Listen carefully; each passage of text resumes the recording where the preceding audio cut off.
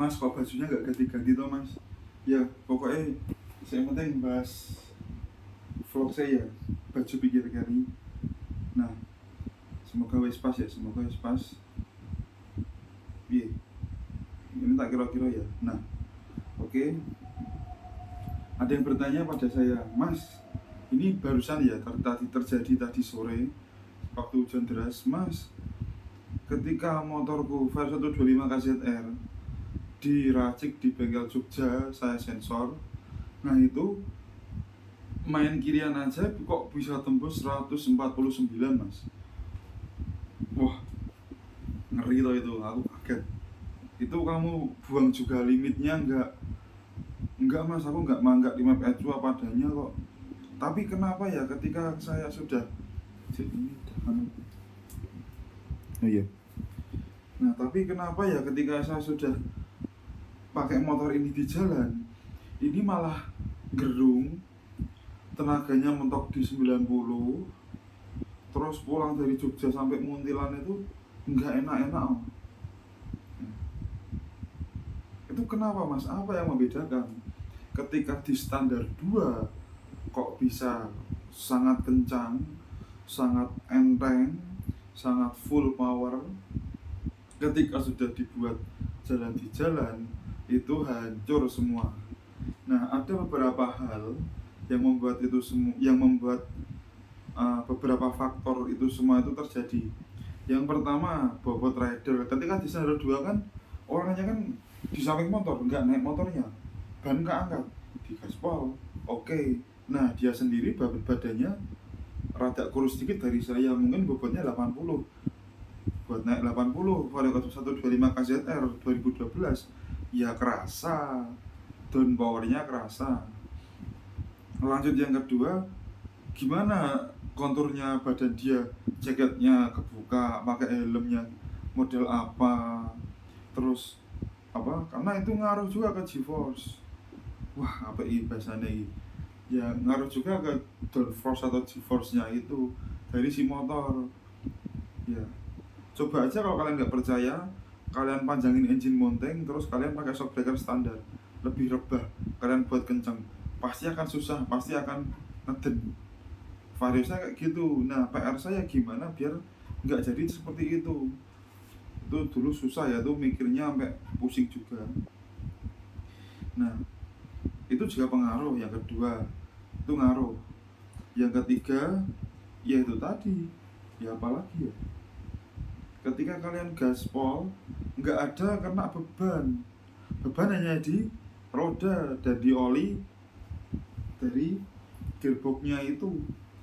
Ya kalau misalnya, kalau saya ya misalnya saya sebagai pelaku yang bisnis kirian, kalau saya mau jahat ya, saya mau bermarketing secara pintas dan jahat, itu sangat mudah sebetulnya. Saya tinggal membohongi kameramen saya untuk saya coba motornya Vario 125 misalnya, saya coba, saya kuras oli gearboxnya, kasih aja 20 mili. Nah setelah kasih 20 mili itu, saya racik kiriannya standar 2 gaspol. Aku yakin 150 km per jam itu bisa. Orang tertarik, bocah, mohon maaf ini anak SMP, SMA langsung tertarik untuk beli, semuanya pengen beli, dagangan saya laris, saya kaya, cepet naik haji, kalau sekarang umroh. Nah mungkin seperti itu bisa. Bahkan saya kalau berpikir jahat, gimana caranya biar cepat laku kirian saya, kalau saya memang benar-benar ingin apa namanya berbisnis dalam kirian, saya bisa bikin seperti itu. Nah tapi saya tidak suka, karena kenapa? Saya selalu wanti-wanti di video saya yang dulu-dulu, kalau standar 2 gaspol bagi saya adalah marketing, karena kita nggak tahu benar-benar bagaimana racikan dari si motor itu, meskipun terlihat hanya di puli ini. Ya kalau saya kembali ke tadi, oleh gearbox dikuras ya, memang benar motor akan rusak, tapi kan langsung kelihatan perpindahan transmisi depan belakang itu sangat ringan. Karena kenapa kok saya bisa bilang seperti ini? karena saya pernah mau bikin video kayak gitu, tapi kasihan juga orang yang bikin mau tak buat sampel, apalagi kalau kameramen saya gitu ya, bisa kaget juga. Nah, nah padahal kameramen saya itu cita-citanya mau jihad di jalur selatan Gaza ya katanya. Nah, kalau misalnya jual kirian itu nggak akan pernah standar 2 gaspol ya. Saya tekankan lagi, itu marketing mas. Tapi mas, jangan gitu dong, nanti bengkelnya tersinggung. Itu memang cara mereka untuk mendedikasi pada konsumen mereka sendiri.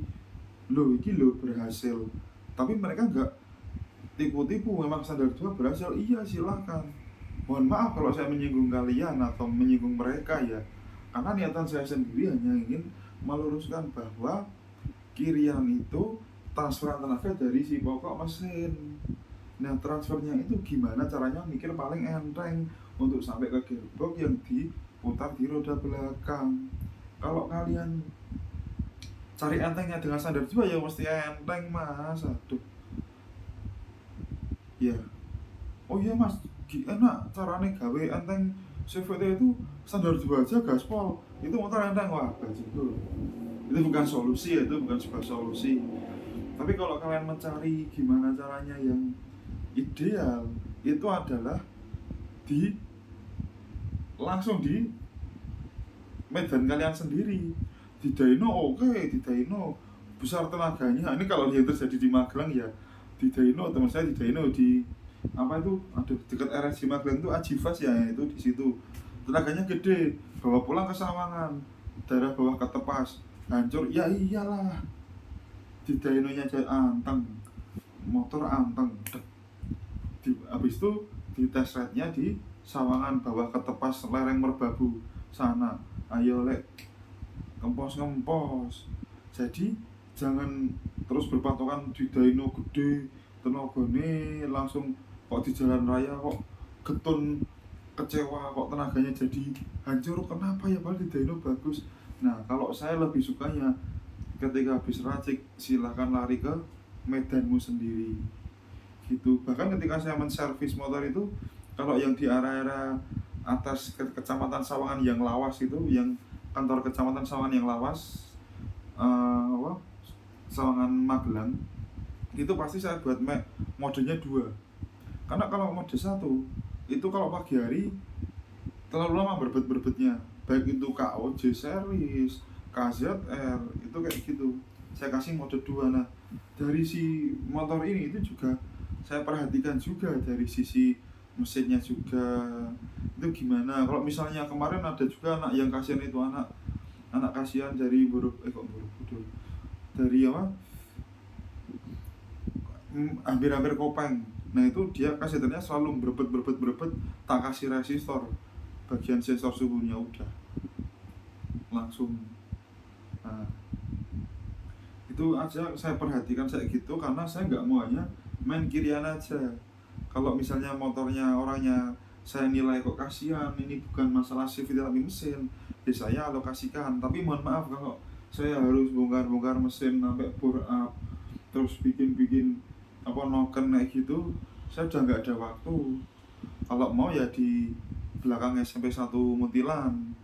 Kalau saya sendiri soalnya kalau ya itu kalau siang hari saya kerja dan bisa nggarap motor itu paling gasik itu jam 4 sore saya mulai, dan paling malam sekarang saya udah jam 9-10 saya berhenti karena capek lah mas, kerja dari jam pagi hari jam 8 kok sampai jam 3 sore kok, terus lanjut kerja fisik bengkel kok suruh sampai jam 1 malam, jam 2. Dulu waktu saya masih single itu kuat, sekarang udah nggak kuat. Itu jadi gitu ya, banyak yang mendasari seperti hanya persentri. Kalau kalian persentri dibuat lebih keras buat gaspol standar 2 itu lebih keras juga, lebih kencang juga, mohon maaf. Persentrinya juga sama, kalau lebih kerasin standar 2 itu kecepatannya lebih keras, lebih kencang ya, itu lebih kencang.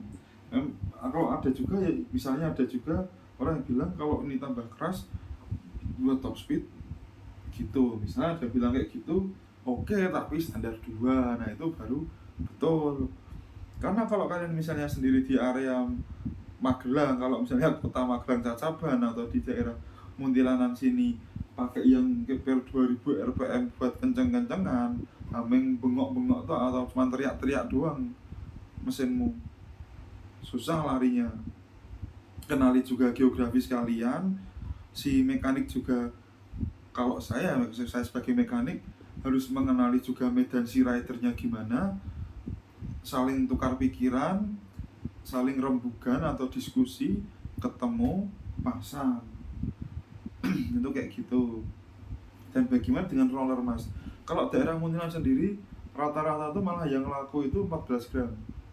Kalau saya malah 16 gram sukanya. Tapi nggak tahu anak-anak pakainya 14 gram, jadi saya stoknya yang 14 gram. Baik sliding roller atau round roller saya pakainya stoknya 14 gram rata-rata, karena kalau pakai ringan juga nggak enak. Pokoknya paling pas 14 gram di Muntilan area saya ya itu gitu. Kalau misalnya kalian ingin main roller itu lebih ke pribadi diri kalian sendiri ya, cari enaknya itu banyak hal. Jadi saya di sini pakainya itu rollernya itu roller KW untuk ngetes gitu. Roller KW-nya berapa gram, mas? Saya langsung di 12 gram.